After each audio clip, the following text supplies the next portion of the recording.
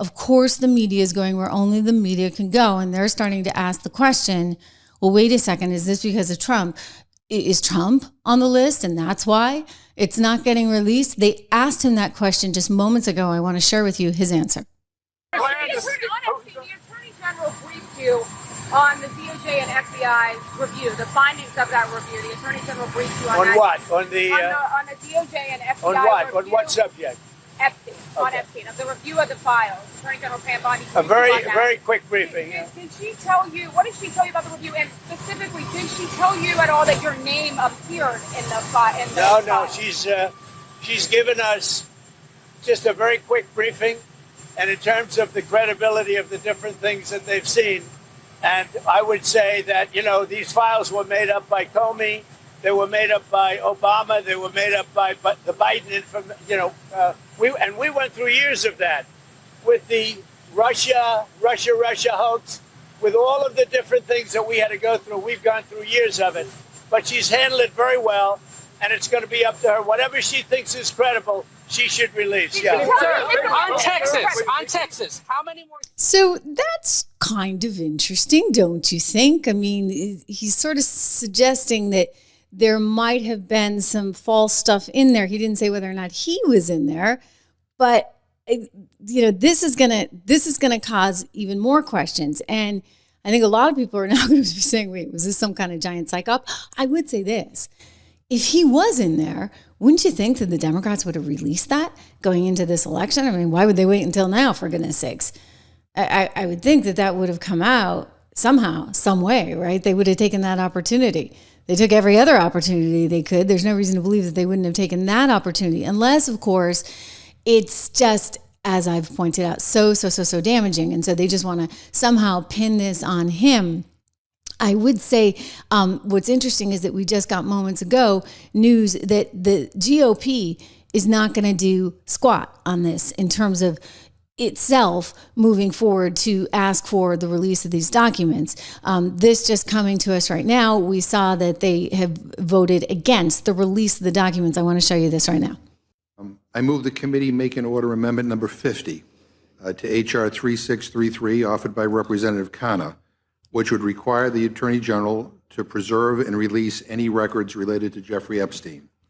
Madam Chair, on February 21st, 2025, President Trump's own Attorney General, Pam Bondi, said on Fox News, the Epstein client list was sitting on her desk, quote, right now to review, end quote.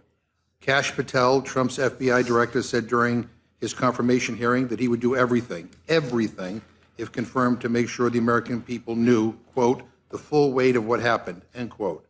Patel, who now leads the FBI, said on the Benny Johnson show that the FBI was hiding the Epstein client list. Donald Trump Jr., the president's own son, tweeted out, and I quote, show us all the Epstein client list right now. Why would anyone protect those scumbags? Ask yourselves this question, and then the answer becomes very apparent, end quote. And now, forgive me, but suddenly these same people are telling us there's nothing to see here. Trump is posting that we should all just move on. Well, I want to know what the hell is in these files. And I think we all want to know why Trump is suddenly changing his tune and is so desperate to sweep this under the rug. But you know what? This also gets at his credibility.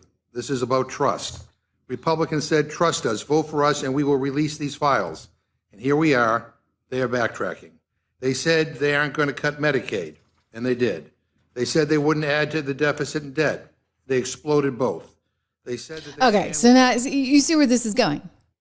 You see how they're going to use this as a huge political opportunity. And then, I'm looking at a piece of my mind saying, remember what happened with the Russian dossier and Russia, and how we spent all that time on that.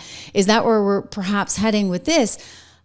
I mean, I just have to say, again, if they had anything, that would have come out. Why would you be waiting until now? But the way he answered this question was a little bit mysterious. I'm going to play it again. The Attorney General briefed you on the DOJ and FBI review, the findings of that review. The Attorney General briefed you on that. What? On the DOJ and FBI on what? review. On what subject? Epstein, on Epstein, of the review of the files. Attorney General Pam Bondi. A very quick briefing. Did she tell you, what did she tell you about the review? And specifically, did she tell you at all that your name appeared in the file? No, she's given us just a very quick briefing, and in terms of the credibility of the different things that they've seen. And I would say that, these files were made up by Comey, they were made up by Obama, they were made up by the Biden, we went through years of that with the Russia hoax, with all of the different things that we had to go through. We've gone through years of it, but she's handled it very well, and it's going to be up to her. Whatever she thinks is credible, she should release. Yeah. On Texas, how many more seats? Okay, so he's actually since then come out and said we may release some of this. So in other words, they need to check the credibility of it. It's something he actually brought up a while back. I want to show you a clip from a Fox and Friends interview with Donald Trump talking about these Epstein files and expressing some concern that there might have been just a whole bunch of you-know-what in there. Would you declassify the Epstein files? Yeah, I would. All right. I guess I would. I think that less so because, you don't know. You don't want to affect people's lives if it's phony stuff in there because there's a lot of phony stuff with that whole world. But I think I would. So interesting comment, right? A lot of phony stuff with that whole world. Well, of course we know there's a lot of phony stuff with that whole world. If, in fact, he agrees that Jeffrey Epstein was part of that world, meaning the intelligence world, okay? The intelligence world that was gathering something. Now, don't forget, we've been asking this question all along. For example, who is Maxwell? Who is she really? She was refused her appeal here by the administration, so they're not going to go easy on her. So she's got that 20-year sentence. We'll see. She's still going to probably make some noise. And as I said, she wants to come in and testify. I don't think anybody's going to invite her to testify. But if the Democrats were in charge, would any of that change? I don't know. I think that they themselves are probably at risk of various things. Nonetheless, you had the former head of Israel coming out yesterday and making it very clear Jeffrey Epstein was never any kind of spy for the Mossad. And therefore, I guess, what are we to believe that Maxwell was not then? I mean, or maybe she was actually. I'm just saying, maybe she was the one that was running the whole thing, right? If we were going to go down this rabbit hole, and it's a big if, right? Because we don't actually have anything other than a lot of hearsay and innuendo, et cetera, that would confirm this. But don't forget, her father was believed to have been a spy for Israel, for the U.S., and possibly for the KGB, and had some very special software that he negotiated a deal with Israel so as to enable Israel and the U.S. to kind of have backdoor entry into all of this software that was being sold all around the world, and all these other countries bought it, and it basically gave us access to it so we could see what was going on. And if you think this through and you consider all those deals that were going on, and that she, of course, had this software, maybe, possibly, she had these contacts and she needed a front person for the whole shebang, right? And maybe that front person happened to be a math teacher from Dalton who was down on his luck, kind of wearing out his welcome on Wall Street as a trader. But Wexler, the guy from Limited Brands, knew maybe of this guy's deviances, and also that he was a huge, big personality that could charm the socks off of anyone, and literally more apparently off of anyone, okay? Sadly.